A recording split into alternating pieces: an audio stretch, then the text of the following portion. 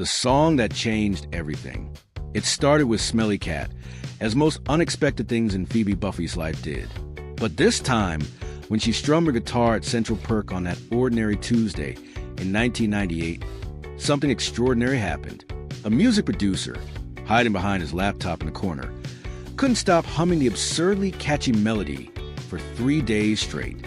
Within a week, Phoebe found herself signing a record deal, her bewildered expression mirroring her friends' shocked faces around their usual orange couch. The label wanted to capitalize on what they called authentic alternative folk with comedic edge, though Phoebe simply called it songs about stuff that happens. Her debut album, Buffy's Bizarre Ballads, climbed the charts with unexpected velocity.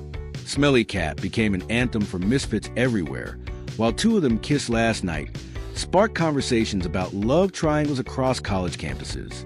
Suddenly, Phoebe was fielding interview requests and packing for tour buses instead of reading tea leaves at the coffee shop. The distance crept in gradually, like winter fog rolling through Manhattan. First, she missed Monica's birthday dinner because of a recording session in Nashville. Then Ross's museum opening conflicted with her appearance on Letterman.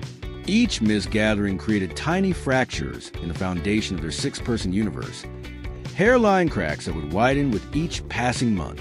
Rachel tried hardest to bridge the gap, calling Phoebe between cities and sending care packages filled with Central Perk napkins and Joey's leftover sandwiches. But phone conversations fell hollow compared to their impromptu living room concerts, and Phoebe found herself crying in hotel rooms, wondering if fame was worth the loneliness that seemed to follow her like an unwanted shadow. The irony wasn't lost on her. She spent years singing about feeling like an outsider, only to discover that success could make her feel more isolated than ever. Her bandmates were nice enough, but they didn't understand why she insisted on meditating before shows, or why she refused to change her lyrics about the lady who lived eschew and really needed better housing policies. Monica worried obsessively, leaving voicemails that began with updates about everyone's lives and ended with barely concealed anxiety about whether Phoebe was eating properly on the road. Chandler's attempt at humor felt strained over long-distance calls, his timing thrown off by crackling phone connections. Joey simply missed having someone who understood his artistic struggles, while Ross found himself explaining Phoebe's absence at paleontology events with increasing melancholy. The breaking point came during her sold-out Madison Square Garden show. Standing before 20,000 screaming fans, Phoebe realized she couldn't remember the last time she'd heard her friends' laughter, really heard it, not through a phone speaker or in a rushed conversation between sound checks. The applause felt deafening and empty simultaneously. She made a decision that shocked her management and delighted tabloid writers.